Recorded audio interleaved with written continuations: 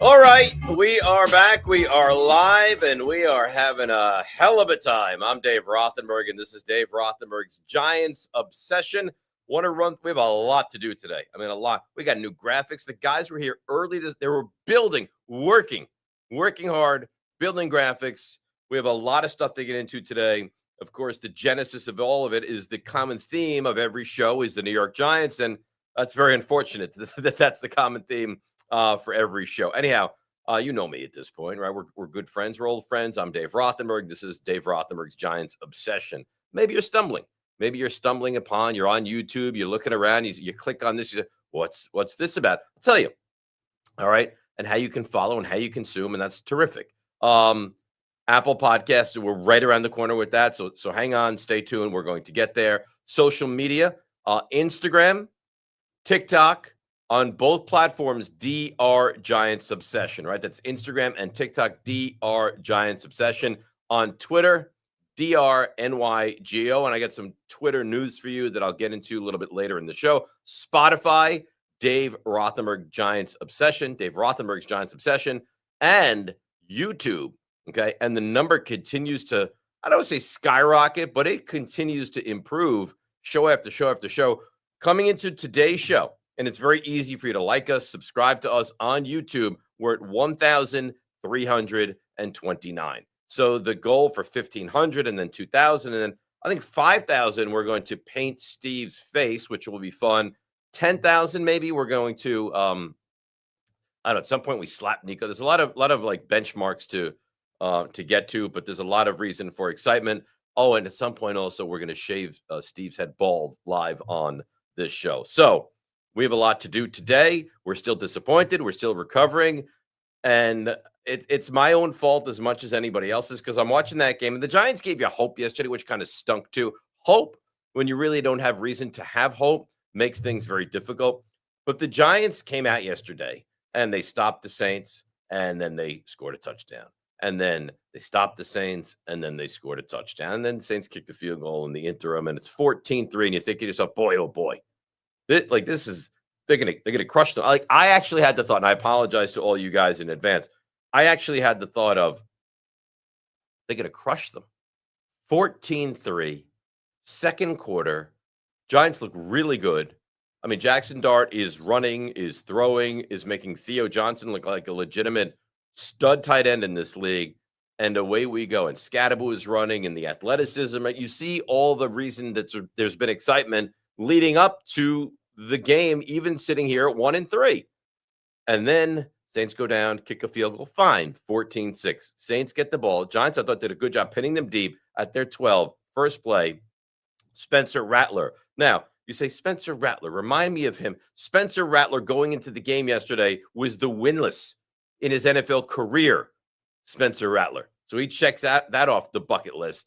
Goes right side, Rashid Shaheed catches it. Newman took a weird route, takes it. He's one of the faster players in the NFL. You knew the second he caught it, he's gone. He caught it, he's gone. 14-13. You know what?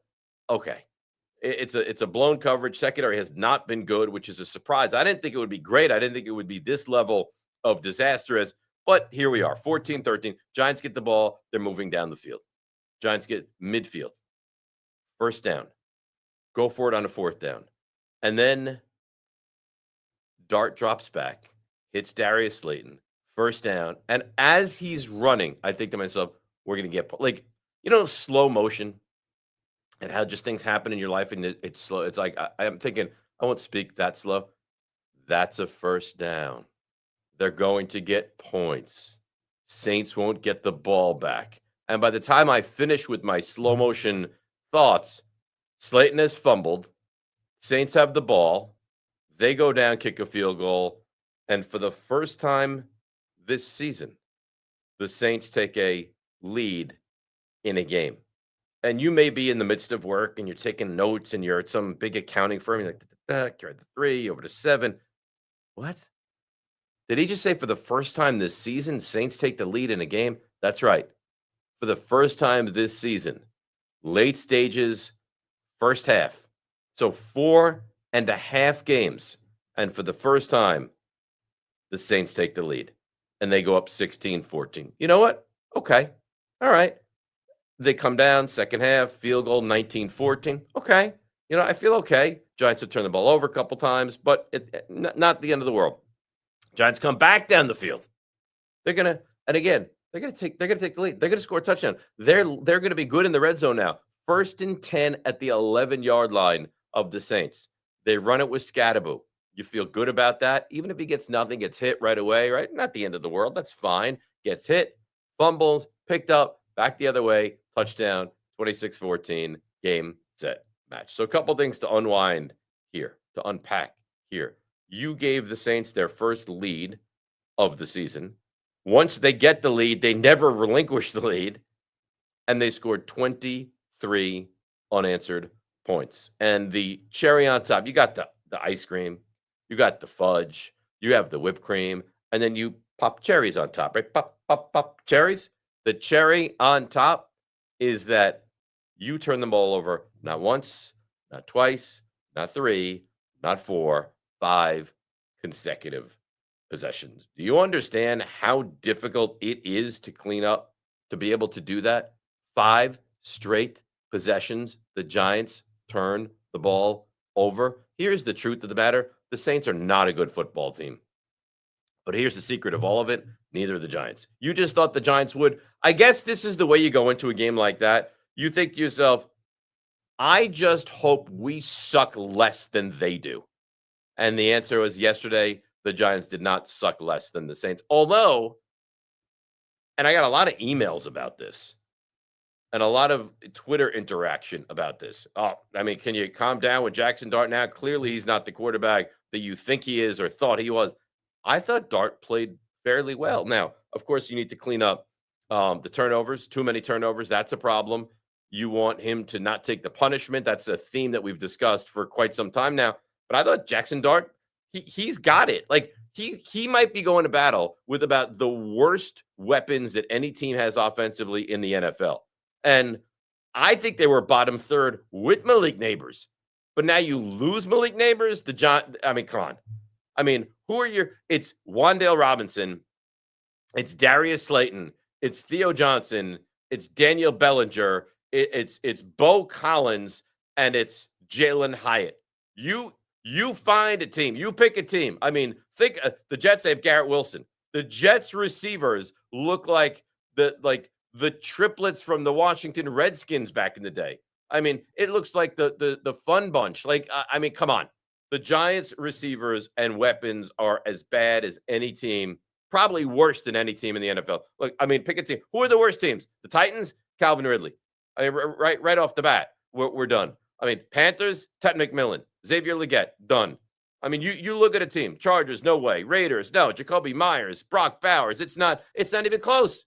It's not even close. That's how bad the Giants' weapons are right now. So you are taking a kid who's making his second ever NFL start and pushing him into the deep end of the pool with no life preserver, no life raft, no jacket, nothing. Saying, go ahead, go figure out a way to make this work. And for a while he did. And then he took on water, and then it got away, and it got away terribly. But do I think that Jackson Dart was awful? No, I don't. Do I want him to throw the football 40 times? No. Do I want him to run it 7 times? Is a lot. But you're going to win based on what you get from Jackson Dart. So we rip the Band-Aid right off, and away we go. Can this group clean things up is the question. And the answer is, I don't know. Again, you look at the schedule, and it's unforgiving. It's as unforgiving a schedule as I've ever seen for a team. And when the schedule came out in May, we sat here and said, that's got to be a win, right? Saints are going to be really bad. That's got to be a win. And I told you all week leading up to this game, all week, and I argued with Steve, my producer on this show. I said, I don't feel great about this. And I went as far as saying, I don't know that the Giants are going to win. Steve, in fact, I think the Giants are going to lose. He said, I want to make a graphic out of that. I want to turn this into a big. I said, no, I don't want to do that. But I'm just telling you, I don't feel good at all about this game. See, sometimes when you have children, sometimes as a parent, you can see the future and you know what's going to happen. You know that this is not a good situation that you're sending your kids out into. The Giants are my children. They are. I mean, I've been involved. I haven't missed a Giants game in 48 years.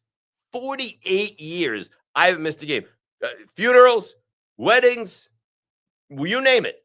Bar mitzvahs, whatever the case may be, I'm not doing it. I'm not doing it.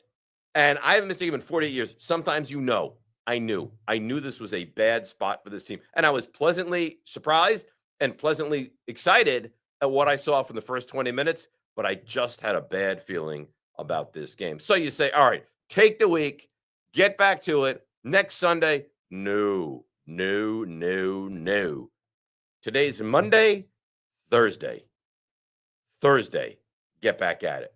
And how do you get back at it? This is no soft landing spot. This is not, you're 1-4. Welcome in the Carolina Panthers on Thursday night. No.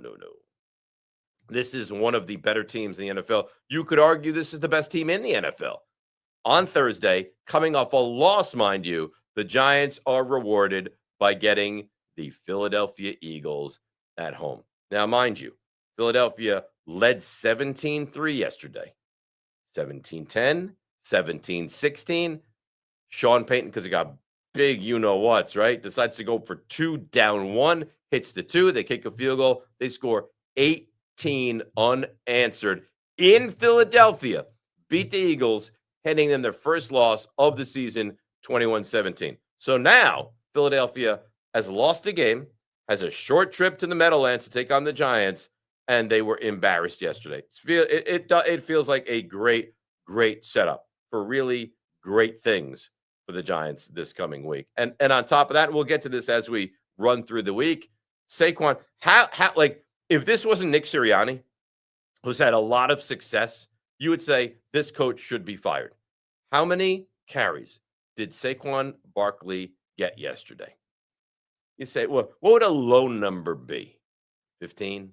Well, that would be embarrassing, right? Like if Saquon, who's as good a running back as they're in the league, gave you 15 carries, that'd be embarrassing. No. 10 would be shocking. 10, no, it can't be 10. He had to have more than 10. No. He had not, no. Saquon he carried the ball 8 times, no.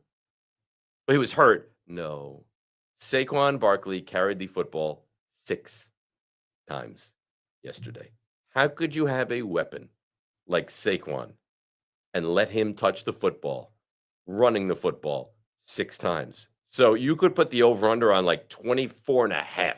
He's going to get the ball a ton, and the Giants' run defense is not great. And Thursday might be one of those you want to forget it as quickly as humanly possible. So we have a new feature, a new little nuggets that we're going to throw out into the show. And I kind of thought of it, not that it's any kind of a gem because it's being done all over the place, but I think we have fun with it. And that is the Mount Rushmore. And it's just not Mount Rushmore of, best quarterbacks, best team. We can do whatever we want. So we're going to incorporate this segment into the show, and it's going to be the Mount Rushmore segment. And it can be best wide receivers, best quarterback you trust with 2 minutes to go, best head coaches, best coach you would want to start your franchise from zero. Like, we can go anywhere. This week, because it was late, I think I'm lazy a little bit. And I think also Nico tends to be a little bit lazy. Nico, before I get to my Mount Rushmore, you would agree that in your DNA, there's a tad of laziness. Is that correct? Sure. But do you not? You can argue with me. I think I'm not. I mean, I'm a little lazy. Sometimes I'm a little lazy. Yeah. And you come from lazy stock, like your family. You come from lazy family, right? Yeah, absolutely. Yeah. Everyone. Because you've told me off the air, and I don't know if you wanted me to bring this on the air, but you've told me off the air, my dad is very lazy. Right? Yeah, it's gonna go great.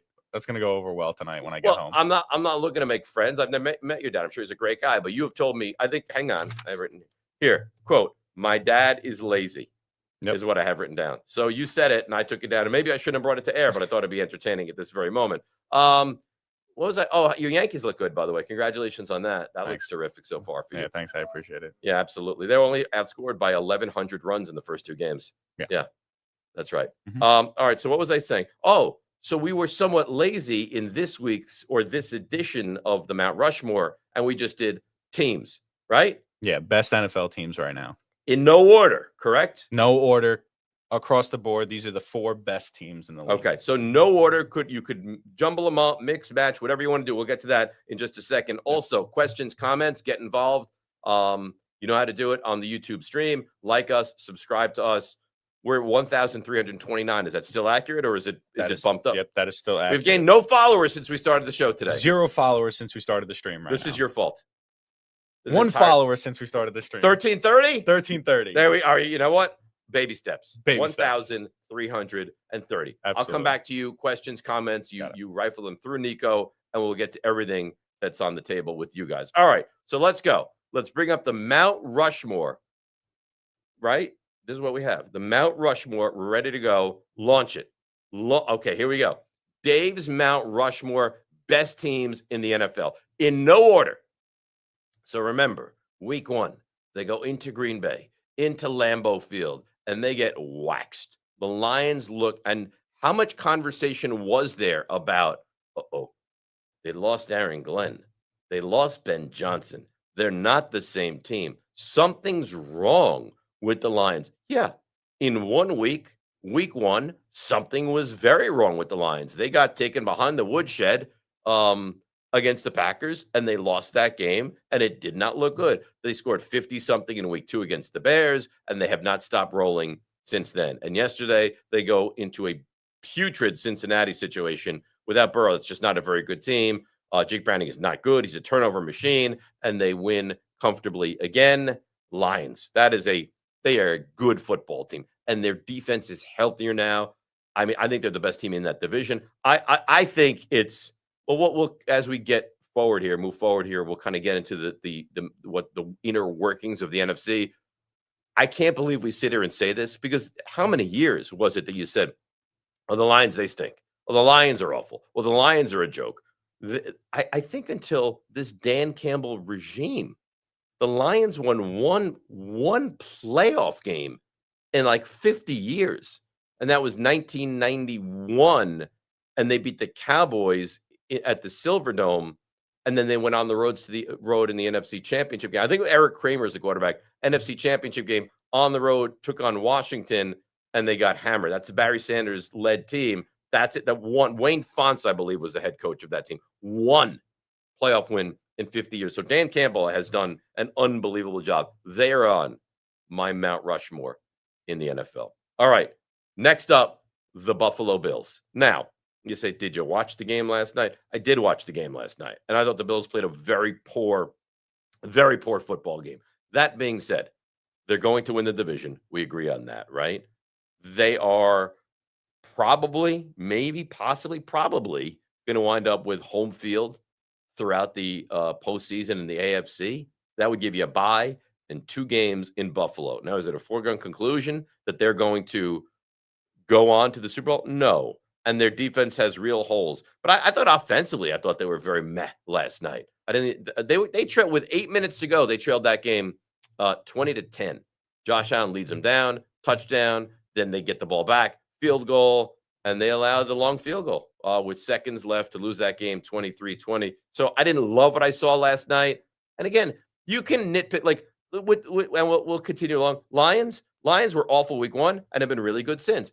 Bills, they were not good week 1. They had this monumental comeback, remember? And then last week at home against the Saints, they didn't look great. And yesterday, they lose on prime time, nationally televised. So, yeah, I understand why you would sit here and say there's flaws with that team. But herein lies the problem. There's not a team that I could bring up for the Mount Rushmore there's not flaws with. There's flaws with every team around the NFL. All right, next up, we go to the Bucs. The Bucs are living a good life, because how many teams do you look at and say to yourself, okay, they don't have this, they don't have that, they're without this receiver, they don't have that running back, easy excuses, they lose the game. The Bucs trail in every game, and Baker Mayfield, can you imagine being a fan of the Cleveland Browns and having drafted Baker Mayfield? You kick him to the curb, He winds up on Carolina. He winds up on the Rams. He's not very good. He somehow lands in Tampa, and he turns himself into a star quarterback. Baker Mayfield right now is probably a top 5 quarterback in the NFL, and that to me is nothing short of remarkable.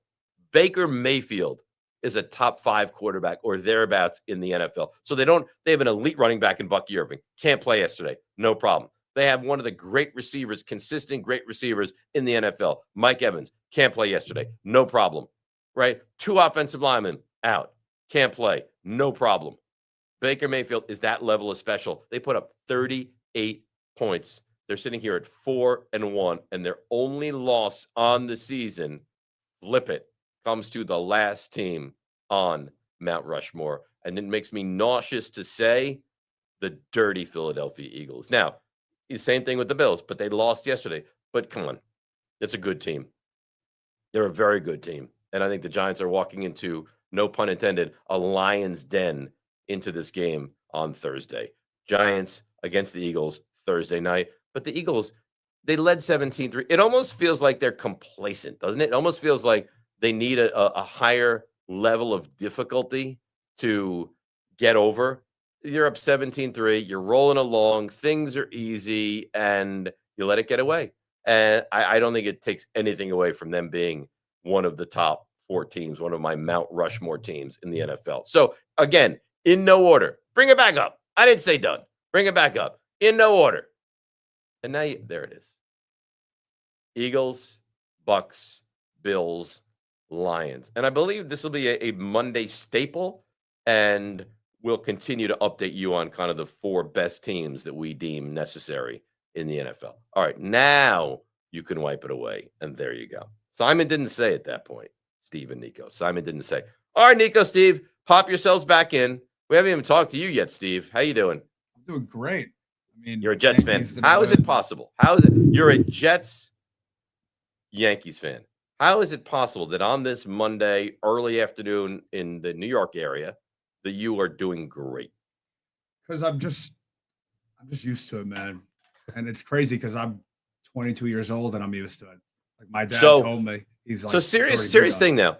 Is it fair to say that you don't remember the Yankees winning a championship? No, like not really. Wow. I wasn't really that like. I mean, you were 6, right? Yeah. Yankees won in 09. We're 25, so it's 16 years ago. So you are of the generation that you just don't. Lucky generation. You just don't. And on top of that, the Jets haven't made the playoffs in your life. Like you have forget about like winning the whole thing. You have no idea what a playoff berth feels like. No. Wow, that is something. But hey, man, there's one guy that could save New York, and you know who it is. God? No, one guy. Who is that? Guy. Who's that? Jalen Brunson. Jalen Brunson. He's going to be the guy. I hope. Save New York and revive this dreadfulness of a You know what I'm for some reason, and I don't know why. And Nico, find the questions in the comments, and we'll get to them in just a moment.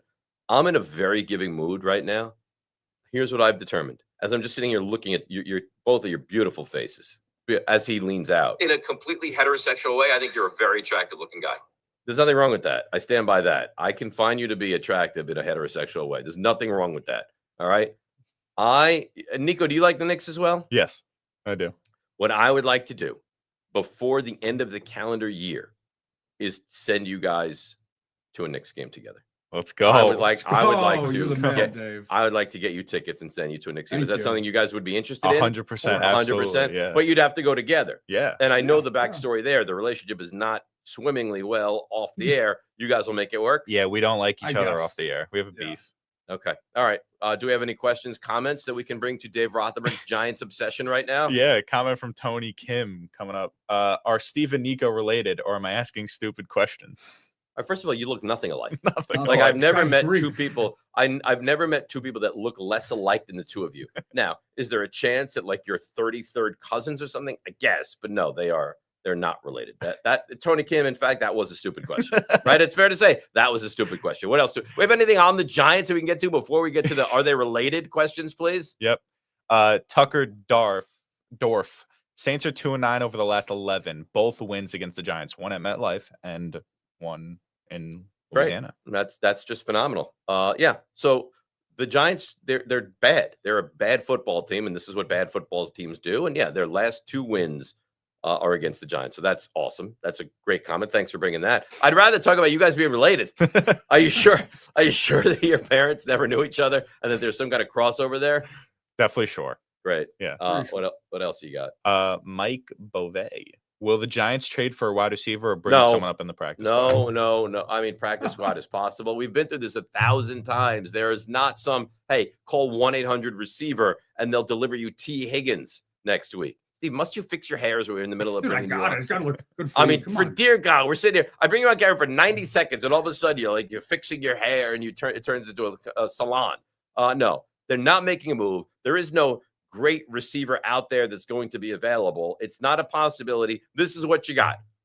And you know what? It's an interesting thing, and I want you guys to stand. Don't go away. It's an interesting topic because the Giants did this. Like Malik Neighbors was it. So Theo Johnson. It's Darius Slayton, it's Jalen Hyatt, it's Wan'Dale Robinson. They did nothing in the offseason to improve this core. Go to battle. It was bad last year. It's still bad this year, but we believe this year will be different. Why would it be different? Why would this year? It's the same offensive line.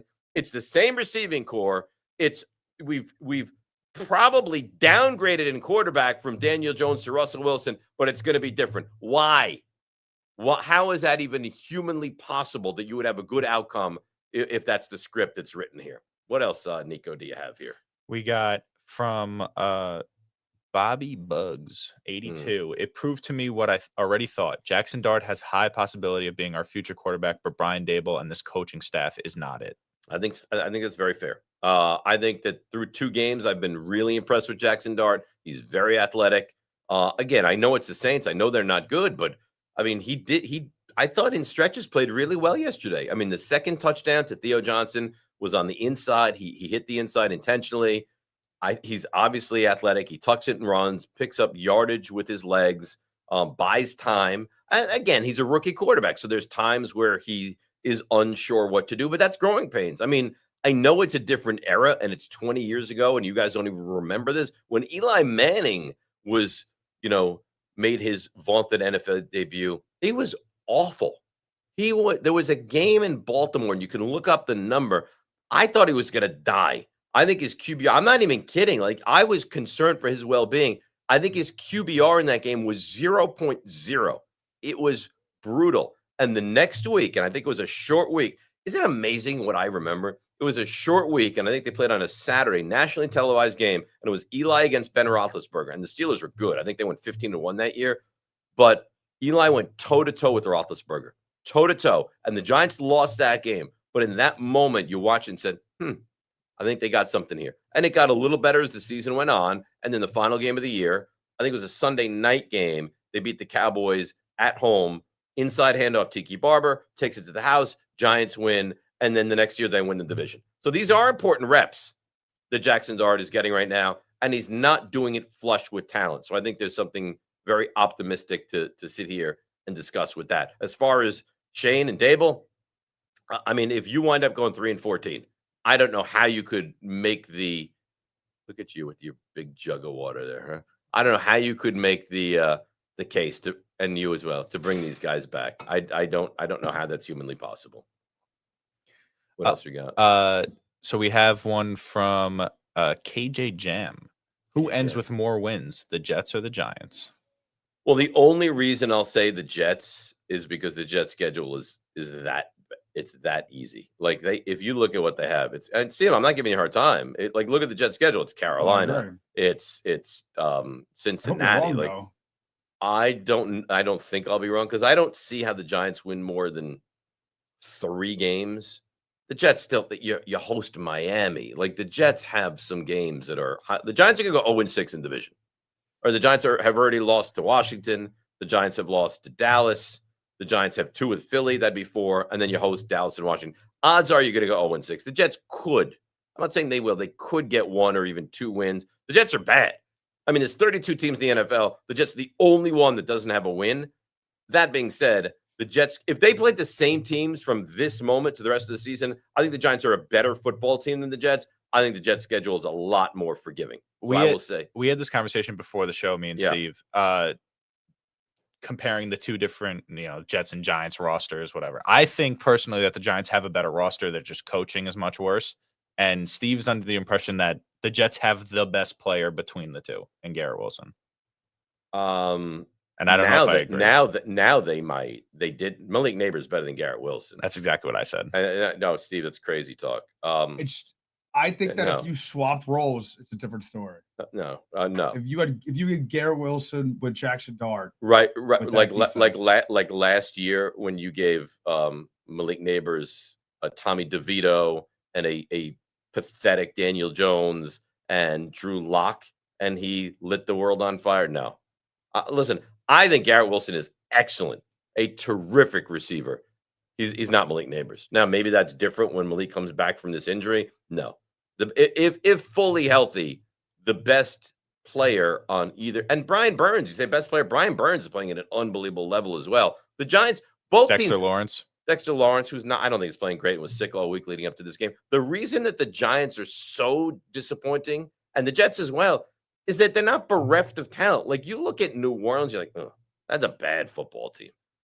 There are teams in this league that you look at, the Titans are horrendous. The Titans, I mean, Jeffrey Simmons is really good, but that's a bad, brutally bad football team. The Jets have some talent. Like their offensive line should be pretty good, right? It should be. Breece Hall's a good running back. Garrett Wilson is a really good receiver. Quinnen Williams is a good player. Sauce is a good player. The Jets do have talent. The Giants do have. I know you're going to say Sauce, but he is a good football player. There's times where he's playing really well. I get it. He's up and down. He's a skip, jumping, hop away from being Deontay Banks at this point. You say that. I don't know if you do it because you want to draw attention to yourself. If Deontay Banks was a 5th round pick, he'd be cut. I'm not exaggerating. If Deontay Banks was a 5th round pick, he would be looking for work right now. We were talking this morning on my radio show, and they're like, well, Deontay Banks, you know what he did well yesterday? He returned a kickoff is what he did well. The Giants secondary is an unmitigated disaster. So you had that awful Josh Allen take a couple weeks ago. Remember that? Yeah. That stupid take. You're like, oh, Josh Allen, he's not a big-time player, which was embarrassing for you. This is also embarrassing for you. That Sauce Gardner is a skip, jump, and a hop, or whatever it is you said, away from being Deontay Banks. That's you. Do you want to walk that back? I just want to read the comment. ML True Crime says, Dave, this is Nico every day of my life. You know ML True Crime? I do, yeah. I mean, do you spout stupidity to ML True Crime as well? Yes, apparently I do. Apparently I do it every day of my life. What is this guy about? Is he like, are you a true crime fan? What is this guy? It's my brother. And he's into the forensics world? Why is he true crime? He likes like documentaries and like I crime. Also love that stuff. He loves like crime. I'm not kidding. He'll watch a full-blown like murder trial for like a week straight on YouTube. I watched a trial, but I just watched, they did 2 documentaries on David Berkowitz, the son of Sam. Yep. And I just watched the second one this past weekend. So you have something in common then. Yeah, I think, yeah. So I'm sorry that he has to deal with this continually. Yeah. Do you have any other comments you want to get to? Yeah, one more. From Joseph Nava, why is Mike Kafka still calling the shots? It's annoying when they always bring up the help development Mahomes. Will Kafka be the first fall guy? I don't know who's going to be the first fall guy, but I'll tell you what, if you remember, John Mara just specifically took the reins away from Brian Dable. By the way, leave that up because it cuts off your face and you're much more attractive looking when half your face is covered. That's not what the soundbite says. Well, it wasn't directed towards you. It was towards Steve. It was directed towards Steve. Yeah. Steve's a sexy beast. You, on the other hand, are not as attractive as Steve. No, but in all sincerity, do you think it makes a difference? I mean, what more is there for Brian Dable to do? Like, what other chips does he have to play? He has called plays. Then it was taken away from him. And John Mara's directive was, I want Mike Kafka calling plays. All right, so this is what you got. Now, if Brian Dable went back and started calling plays, you think it looks a lot different? I would say that's pretty unlikely. Yeah. Pretty unlikely. All right. We good? We're good. All right. Now this is great. The Eagles. We turn our attention to the Eagles. So it's like a Stephen King novel, right? We're just like Cat's Eye, or one of those just like I don't know, the gruesome Stephen King tales where you look at the Eagles and you're horrified by it. So the Eagles offense. So it's Jalen Hurts, and I've said this numerous times. I don't think he's elite, but he's a winner. And what he's able to do athletically is certainly a massive concern. Saquon's gonna, you can write it down. Saquon's gonna have 25 carries. He's gonna have 5 catches. Like, I don't know what his individual player and prop number is. Go over it. It's going to be higher than you could possibly imagine as far as touches. I mean, look at the weapons they have. And I know their offense is not great, and a good defense can slow them down, i.e., Denver. And their offensive line is not as great as it was last year. And they missed Mekhi Becton. And Landon Dickerson went out yesterday with a knee injury. But it's A.J. Brown.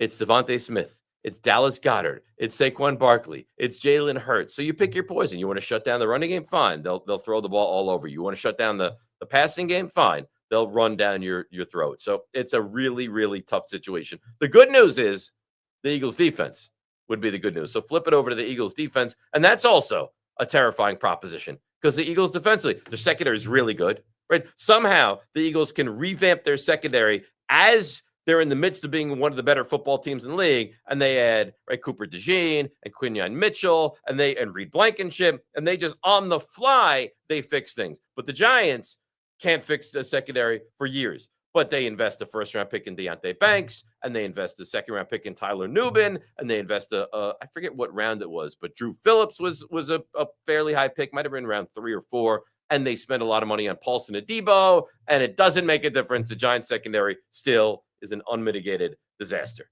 So that's where we are as far as the opposition this week. Quick turnaround, and you might even say, well, at least the opposition has to come from California and fly across the country and deal with the time zone change. No. The opposition this week for the Giants comes from about an hour and a half away down the turnpike in Philadelphia. They'll come with a police escort and they'll zip down to Giant Stadium in 90 minutes on Thursday afternoon. All right. So we've been through comments. If there's any more, Nico, Steve, you can pop on and throw them my way. But let's look at my locks of the week. Now, for some reason, the executive producer of this program put 3-0. I did not go 3-0. It looked like I might go 3-0. I went 2-1. I'll take 2-1. My only summation of why Joe, who's the EP and is a friend and a colleague and is an elite worker, my only rationale behind why he thought I went 3-0 is he had sun poisoning because he spent like the last 5 days in Cabo, and now he's back. And now this is what we do. See, like Nico and I and Steve and I, we're here. We're grinding. We're grinding. We're here. Our fingers. Last night, we had blood. The work we do is so difficult. Blood dripping off the fingers. And Joe's sipping Mai Tais at the pool. But I do believe he was on his phone. He was watching Dave Rothenberg's Giants Obsession. He was watching his. Yeah, that's good. He's like, excuse me, madam. Could you give me a rub down as he's watching the Obsession? All right, bring back my locks review. We did not, Joe, go 3-0. In fact, we went 2-1 this week. All right, Cowboys minus 2.5. I mean, you talk about a layup. I thought the Cowboys would win. I didn't think the Cowboys would win like that. They embarrassed the Jets. They absolutely embarrassed the Jets. So that's one. It goes to 1-0. Then you had the Broncos also at 1 o'clock, 2-0. Broncos plus 3.5. And it didn't look great. Down 17-3, come storming back, 17-10, touchdown, 2-point conversion, 18-17, field goal, easy peasy, 21-17 is your final. And then the Chargers. You say, boy, Dave's going to go 3-0. Take the Chargers, minus the 2.5. They're up 10-0. They're driving. Quentin Johnson, he fumbles the football away. Okay. Washington gets the ball. Washington gets stopped. Washington punts it. Ladd McConkey fields the punt, takes it to the house, 16-0. This is going to be a blowout. No, they roughed the punter. First down, game changed on a dime. From that moment on, 27-10, Washington easily wins that game. So we go 2-1. But as you can tell with our Italian flag, we improved to 6-9 on the season. And we're playing the long game. We're not playing the short game. We're playing the long game. All right, follow us. Again, Instagram, TikTok, at DR Giants Obsession. On Twitter, at DRNYGO. Spotify, Dave Rothenberg's Giants Obsession. YouTube, we have our channel, Dave Rothenberg's Giants Obsession.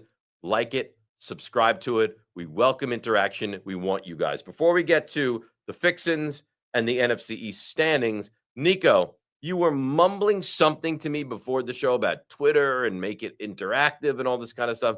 Pop on the screen for me, would you? To be honest, I was half paying attention to you and half not paying attention to you. So can you repeat what you said to me for all the people that are watching this right now? Yeah. So on we're kind of aiming for a Friday segment, having Twitter comments, kind of like what we do already for the live stream, but you could do it throughout the week on our Twitter posts. Follow us on Twitter. Yeah.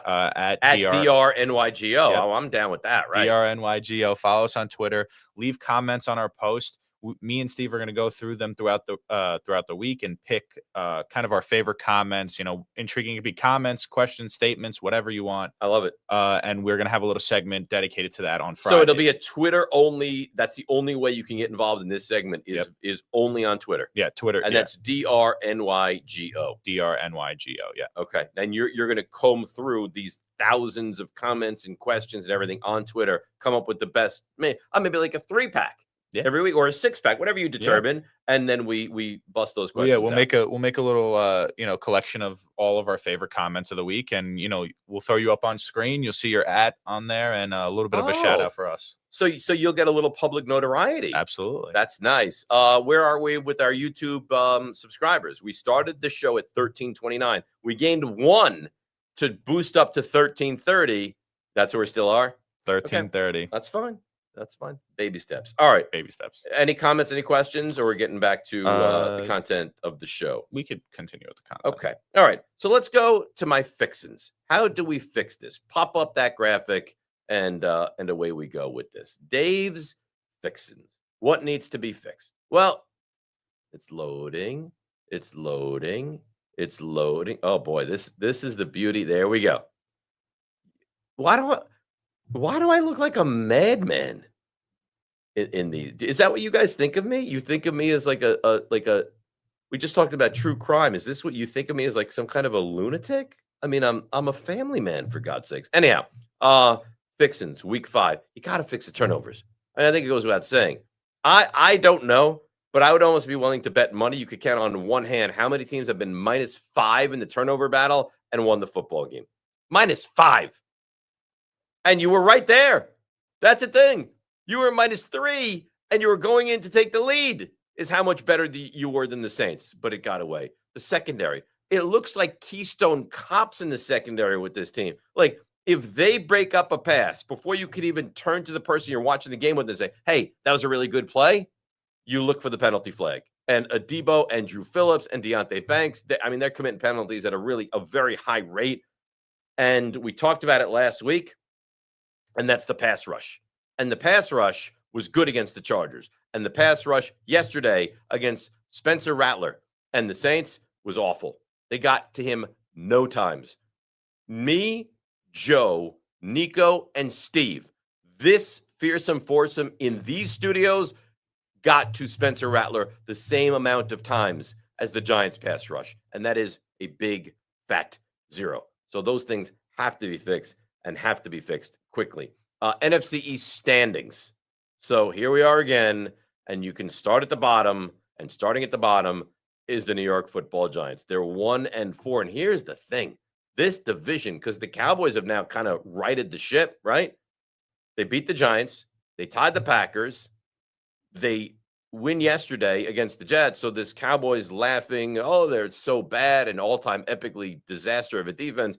They're 500 through 5 games. So you got the Giants at 1-4, and they're going to finish in last, and we know that. You have the Cowboys at 2-1, and for their troubles, they get the Panthers this week in what should be a win, and they should go to 3-2-1. You get the Commanders. That's a big-time win. Jane Daniels missed the last 2 weeks.